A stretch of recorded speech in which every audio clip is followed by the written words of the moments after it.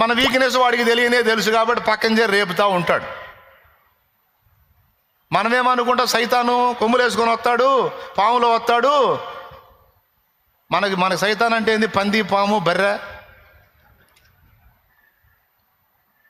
నీకు తెలుసా? నీతో కూడా ఫ్రెండ్షిప్ చేసే ఒక ఆడపిల్లలో దురాత్మ పనిచేసిద్దని నీకు తెలుసా? నీతో పాటు ఫ్రెండ్షిప్ చేసే ఒక మగ పిల్లవాళ్ళలో నిన్ను దురాత్మ శోధించిద్దని నీకు తెలుసా?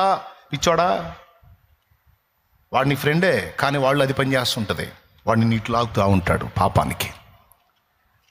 చర్చికి రారా నువ్వంటే వాడు సినిమా పోదావరా అంటాడు. దేవుని సన్నిధికి రారా నువ్వు అడిగితే వాడు ఇంకో దాన్ని లాక్కెళ్తా ఉంటాడు. పద్దాకల వాడు లోకాన్ని తీసుకొచ్చి పోస్తూ ఉంటాడు నీ తలకాయలో.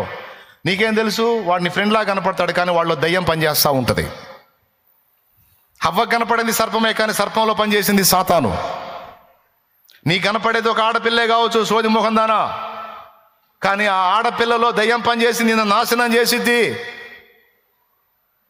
అని చెప్పాలనిపించింది నాకు, కానీ అనలే నేను అట్లా.